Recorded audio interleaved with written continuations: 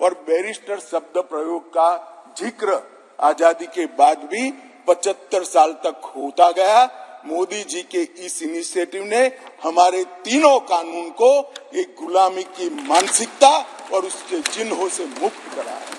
मान्यवर, ये कानून जो बनाए थे, ढेर सारे लोगों ने कहा, कुछ सांसद मुझे पर्सनली भी मिले, वो समझ ही नहीं पाते थे कि फर्क क्या कर रहे हैं। मैंने कहा कि ये सब आपको समझना है तो सबसे पहले चैप्टर को समझिए। चैप्टर की अनुक्रमणिका देखेंगे तो ही मालूम पड़ जाएगा कि कानून इस देश के नागरिकों के लिए नहीं बने थे, कानून अंग्रेजों की राज की सुरक्षा के लिए। मान्यवर, अभी जो कानून हम रिपील करने जा रहे हैं वो कानून में मानव वध और किसी महिला के साथ अत्याचार, उसके पहले सरकारी खजाने को लूटने की सजा, रेलवे की पटरी उखाड़ने की सजा और ब्रिटिश ताज के अपमान की सजा को रखा गया था। मानव वध तो बेचारा 302 नंबर पर बैठा बैठा अपनी राह देख रहा था। सुरक्षा प्रायोरिटी क्या थी? मानव वध नहीं थी। किसी महिला के साथ हुआ दुर्व्यवहार, अत्याचार को न्याय दिलाना नहीं था। प्रायोरिटी खजाने की रक्षा था, रेलवे की रक्षा था और ब्रिटिश ताज की सलामती रखना प्रायोरिटी थी।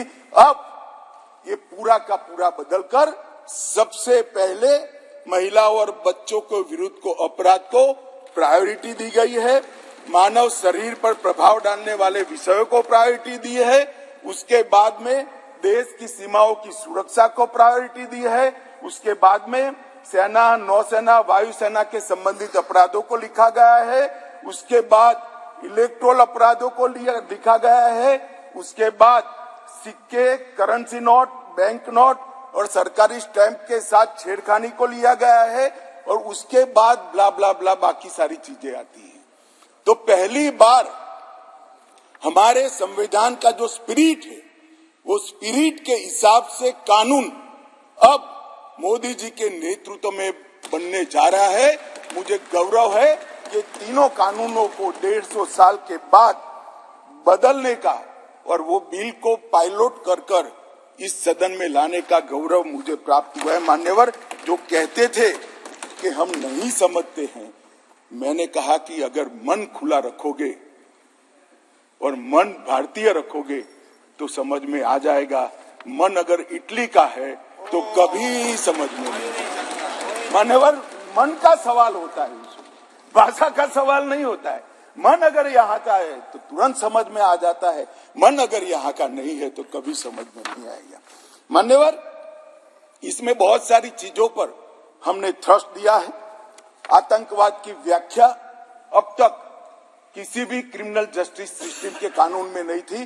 पहली बार मोदी सरकार आतंकवाद को अब व्याख्यायित करने जा रही है, जिससे इसका कोई लूपहोल्स उठाकर आगे फायदा न ले पाए। मान्यवर, इसके साथ साथ राजद्रोह को देशद्रोह में बदलने का काम किया। पहले राजद्रोह की व्याख्या थी, मैं आगे डिटेल में बताऊंगा। राज से मतलब शासन था, भारत नहीं था। किसी भी राज्यकर्ता के खिलाफ कोई भी कुछ बोलता था तो इसके पर अपराध, राजद्रोह का कानून लग जाता था।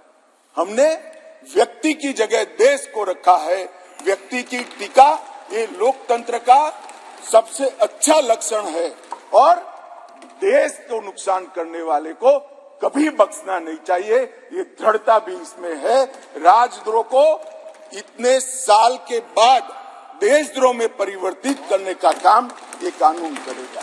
मान्यवर, कानून में आज इस सदन के सभी सभासदों को गारंटी देना चाहता हूं कि आने वाले 100 साल के टेक्निकल इनोवेशन जितने भी होंगे, इसकी कल्पना कर हमारी न्यायिक पद्धति को इससे सुसज्ज करने के लिए सारे प्रोविजन इसी कानून के अंदर कर दिए गए हैं और सारी टेक्नोलॉजी का उपयोग कर जल्दी न्याय बने, इसके लिए भी हम आगे बढ़ रहे हैं।